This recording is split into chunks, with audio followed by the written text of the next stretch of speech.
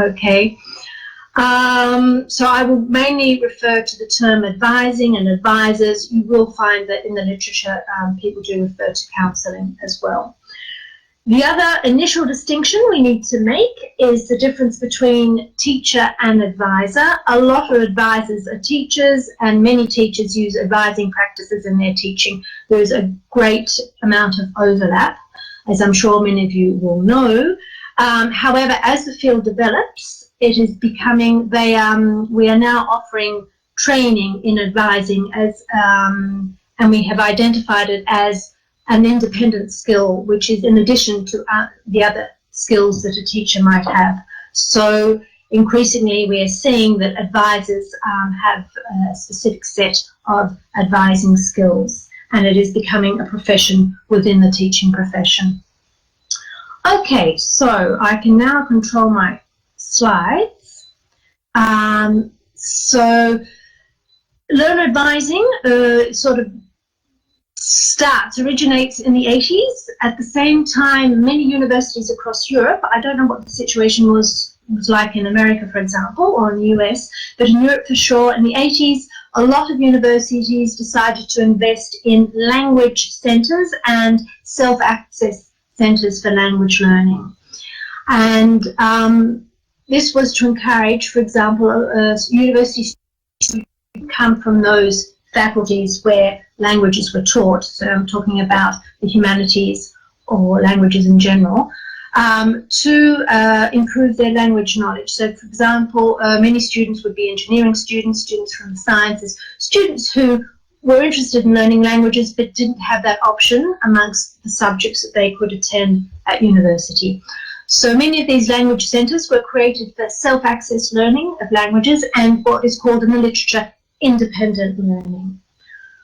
Within these contexts, you had a number of people you could refer to, a bit like a librarian, and often they were language experts or language advisors, and students would refer to these people for information about resources, about the technology that they could access. Sometimes they would have questions about their strategies, about the learning to learn process. And the idea was that these language experts or language advisors would help students develop as independent learners and would thus be able to reach their language learning aims, whatever these were. Language learning labs and the language centres also attracted a great number of adult learners who were perhaps in part-time or full-time work, but who also wanted to continue studying a language. Of course, as with all learning, we now have online resources we didn't have in the 80s and 90s.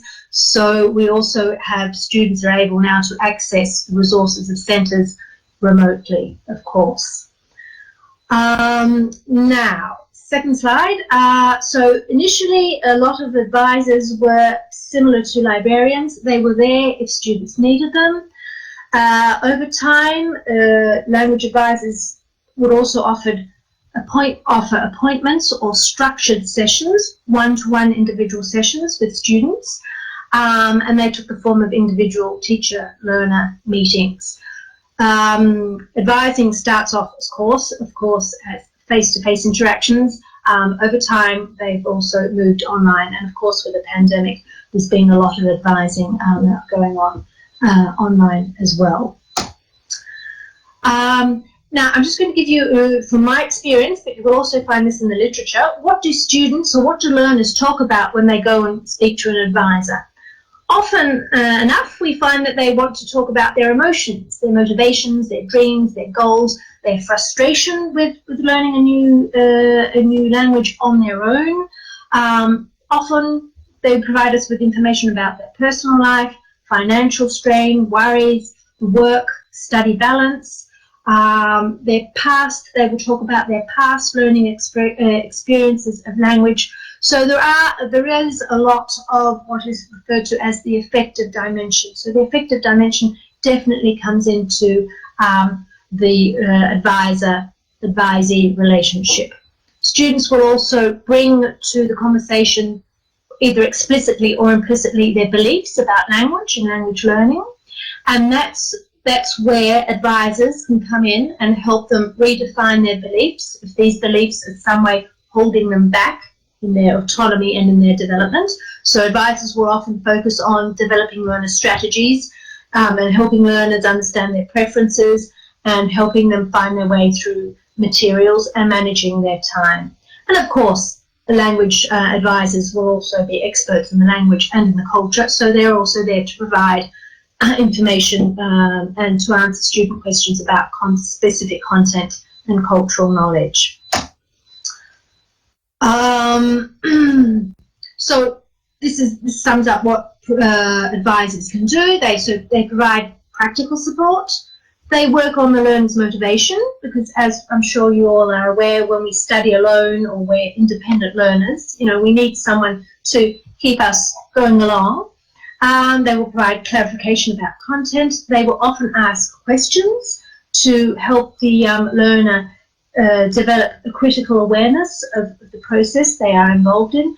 They will monitor learner progress. So, for example, is the learner moving at the right pace in relation to his or her goals? They will stimulate awareness and critical thinking in the learner, and they will develop learner strategies and ensure mainly that the student's plan is realistic. Okay, so if you have a student who says, I want to become proficient in a language I have never studied before in 6 months, well then the advisor would probably say that is unlikely to happen, but there are another set of achievements that can be reached nevertheless. Any questions so far? We okay on this? Yeah? Okay. I just wanted to place here, these are 2 references to the literature which are not in my short article. The first one is extremely useful. It's called the reflective dialogue. Now, the reflective dialogue is the dialogue or the conversation which takes place between advisor and advisee, and it is at the heart of the interaction and at the heart of the whole process. It's a 2016 publication, and it is very useful because it's the first manual about learner advising. So we've come a long way from the 80s, and now we've got a manual, and it will take you through each step, preparation of an advising process or setup. It will take you through how to create reflective dialogue, what are the steps in the process. It will take you through evaluation of the process, and it also provides you with a framework to carry out research into learner advising. So I would refer you to that as an excellent state-of-the-art manual on learner advising. Another publication, or it's a chapter in a book that I found extremely useful and enjoyable to read, are the can-do statements for advisors by a Japanese teacher who worked in learner advising in Japan for many, many years. And she talks about the importance of creating, for example, a warm, welcoming environment. She talks about deep listening and learning to listen.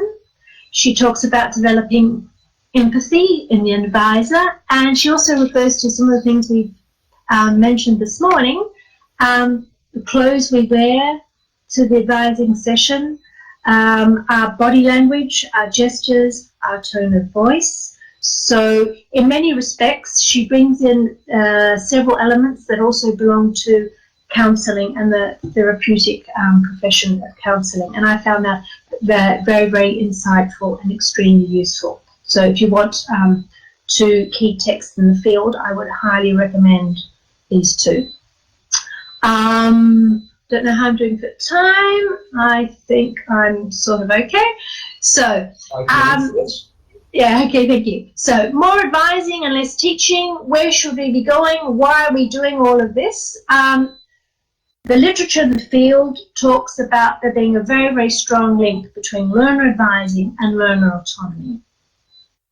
And with greater access to materials because of technology and because of the internet, increasingly students are often overwhelmed with information and materials. So if you compare the average learner from the 80s or 90s, where perhaps there were 2 or 3 textbooks in the library and there might have been 1 or 2 websites, perhaps if they were lucky, that they could access on the internet.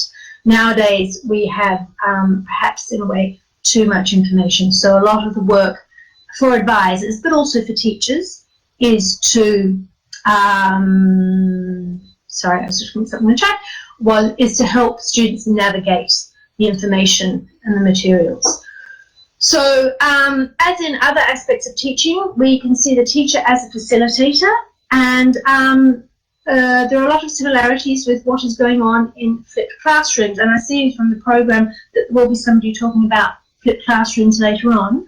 The core idea of flipped classrooms is that the classroom is dedicated, that we should be dedicating more time in class to student-teacher and peer-peer interaction, and more time should be dedicated to questions rather than on transferring knowledge. So the transfer of knowledge or textbook knowledge can take place online in an asynchronous way, but classroom time should really be spent having conversations with our learners. And that is in line with what language advising does individually, but you can also apply many language advising practices within the classroom itself.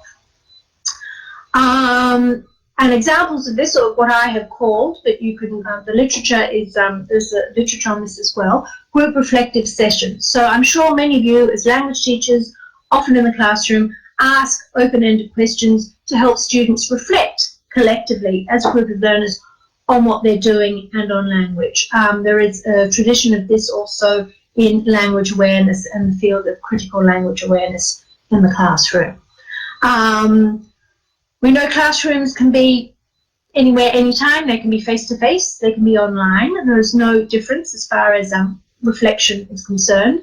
A lot of time teachers or advisors will find themselves managing the affective dimension in the learning process, and working with learners' assumptions about learning, what is appropriate, what is not appropriate.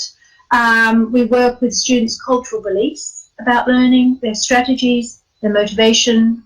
And what happens in the classroom is students not only do students get teacher support, but they also get peer support, and that can be a very powerful element, in particular in terms of motivation or demotivation. Yeah?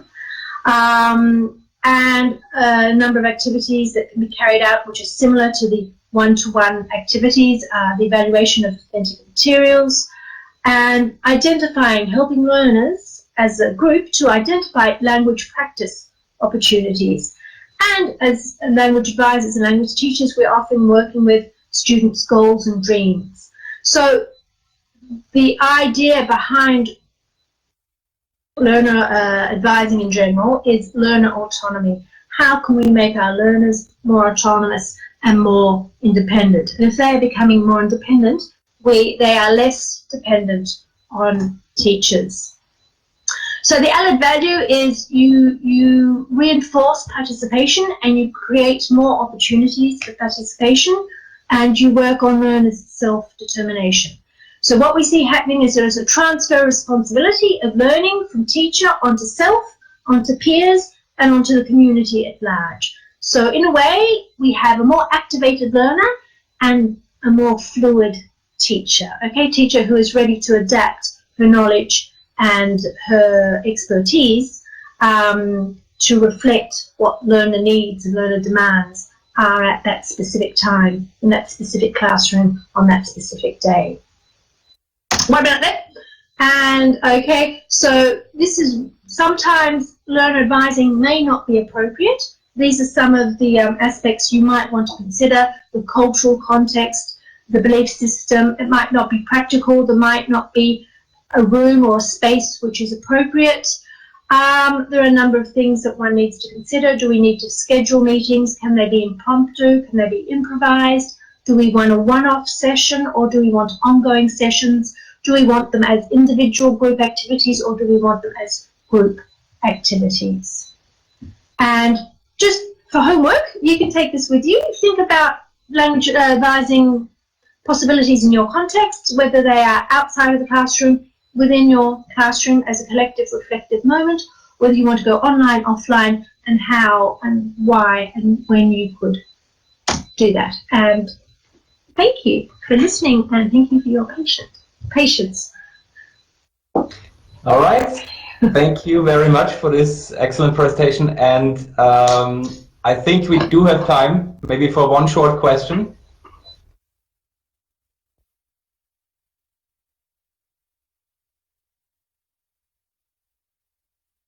No? Okay. It's also coffee time, so I think... Yes, I think that was a comment from Crystal in the chat. I don't know if you saw it. Oh. Do we not mess up the terms at times? Yes. Oh. That's why the literature, just responding to Crystal, if I may. Yes, Crystal. That's why the literature has recently clarified the issue. And I think advising is preferable to counselling. I think using the term, but some of the older literature from the 90s, and it does use counselling. If that answers your question. Okay. Okay. Okay.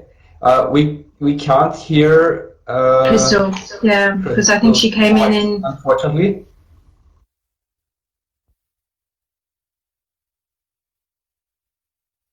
Yes, unfortunately she got in as a listener, so she cannot speak. She can, No. Maybe she's writing something in the chat. She's writing something.